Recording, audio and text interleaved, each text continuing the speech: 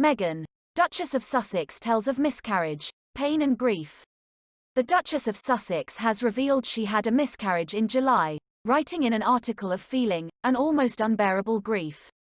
"I knew, as I clutched my firstborn child, that I was losing my second," Meghan said in a piece for the New York Times.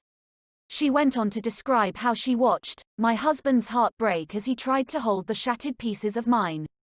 Meghan wrote that loss and pain have plagued every one of us in 2020. The 39-year-old shared her experience to urge people to commit to asking others, "Are you okay?" over the Thanksgiving holiday in the US. A source close to the Duchess confirmed to the BBC that the Duchess is currently in good health, and the couple wanted to talk about what happened in July, having come to appreciate how common miscarriage is.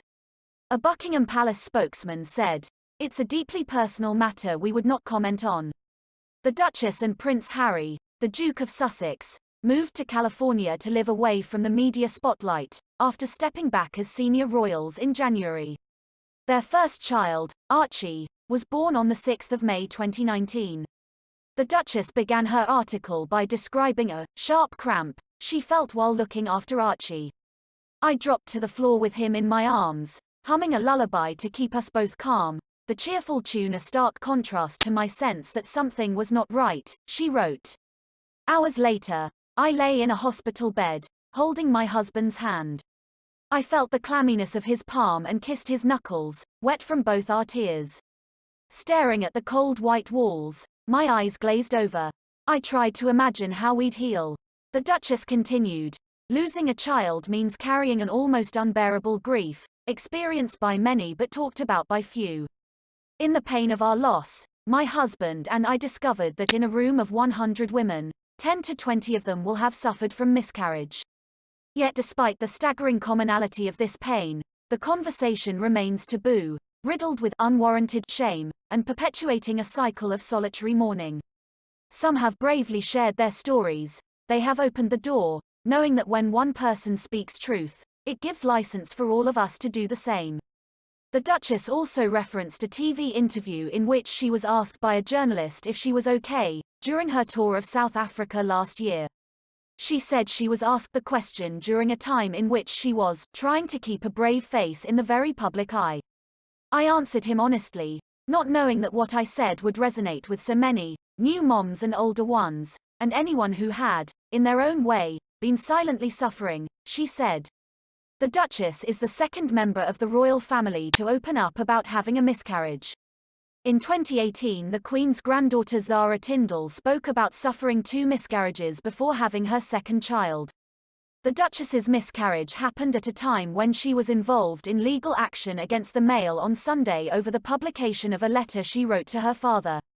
Last month she was granted a postponement of her privacy trial until autumn next year.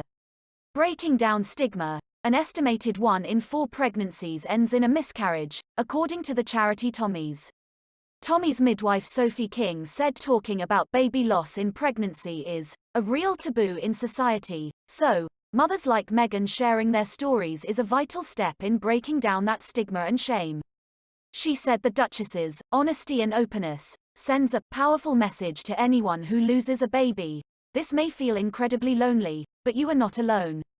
Clee Harmer, chief executive of stillbirth and neonatal death charity SANS, said it was a sad reality. There was a stigma surrounding pregnancy loss and baby death, which leaves many parents feeling isolated. "The isolation we have all felt this year has made it even more difficult for parents whose baby has died during the COVID-19 pandemic and has brought back painful emotions for all those who have lost precious loved ones," she said. Dr. Christina Ketchy, of the Royal College of Obstetricians and Gynecologists, said it was important that any stigma or shame surrounding this issue was removed. "Sadly, early miscarriages are very common and they can be a devastating loss for parents and their families," she said. News taken from BBC. Please subscribe to my channel. Thanks for watching.